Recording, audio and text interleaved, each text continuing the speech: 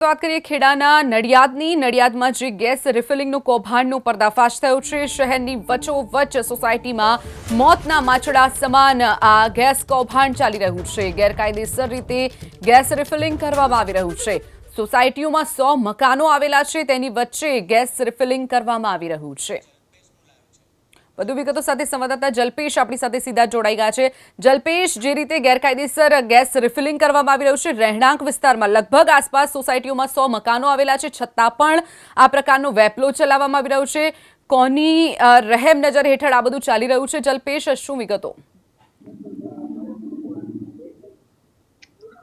ચોક્કસથી શિવાંગીની વાત કરવામાં આવે, સ્વાભાવિક રીતે જે ગેસનું ગોડાઉન હોય છે તે ગોડાઉન દૂર આપવામાં આવતું હોય છે, પરંતુ આ ગેસનું ગોડાઉન તો નહીં, પરંતુ ઘરમાં જ ગોડાઉન બનાવ્યું હતું। જીવતા બોમ્બ અહીં આગળ રાખવામાં આવતા હતા। આશરે અહીં આગળથી 70 થી વધુ જે બોટલો છે તે અહીં આગળ મળી આવી છે। કહી શકાય કે જે રીતના આ જે માલિક છે અને જે આ રિફિલિંગનું કામ કરતો હતો તે વ્યક્તિની પોલીસે તો અટકાયત કરી છે અને તેની પૂછતાછ શરૂ કરી છે। કહી શકાય કે 1 વર્ષથી આ કામ અહીં આગળ ચાલવામાં આવતું હતું।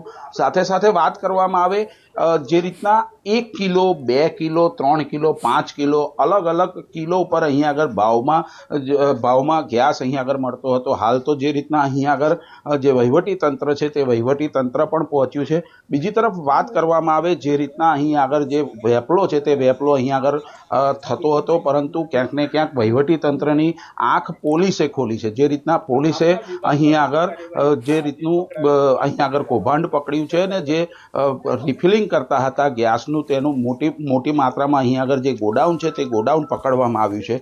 કહી શકાય કે અહીં આગળ છેલ્લા 1 વર્ષથી આ જે કામ હતું તે ચાલતું હતું અને જે એનો જે માલિક છે તેની પણ પોલીસે અટકાયત કરી છે।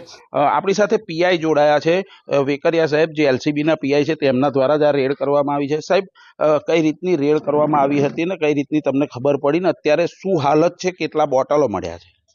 બપોરે અમને બાતમી મળેલ હતી કે નડિયાદ પશ્ચિમ વિસ્તારની અંદર ઘરેલું જે રાંધણ ગેસ હોય એમનો કોમર્શિયલ ઉપયોગ માટે ઉપયોગ કરવામાં આવે છે।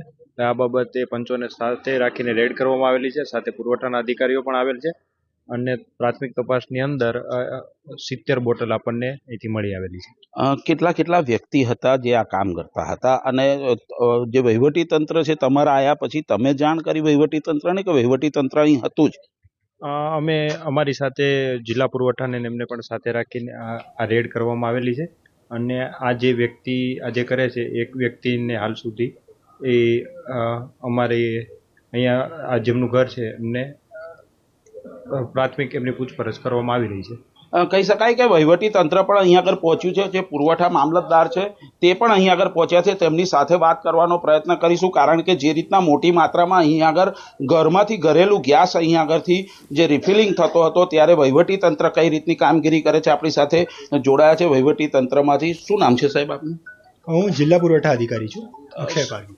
સાહેબ, કઈ રીતનું અહીં આગળથી ગોડાઉન મળ્યું છે, કેટલા સમયથી અહીં આગળ આ કામ ચાલતું હતું? જી, આજે જે તપાસ કરી છે પોલીસ વિભાગ દ્વારા કરવામાં આવી છે। એમણે અમને બોલાયા તો અમે અહીંયા જોયું છે કે 70 જેટલી બોટલો આપણને મળી આવી છે। ડોમેસ્ટિક પણ છે અને કમર્શિયલ પણ છે। સાહેબ, પોલીસે રેડ કરી, વહીવટી તંત્રની કઈ રીતની કામગીરી, કારણ કે જે રીતના ખુલાસો થયો છે પ્રાથમિક ધોરણે 1 વર્ષથી આ કામ ચાલતું હતું?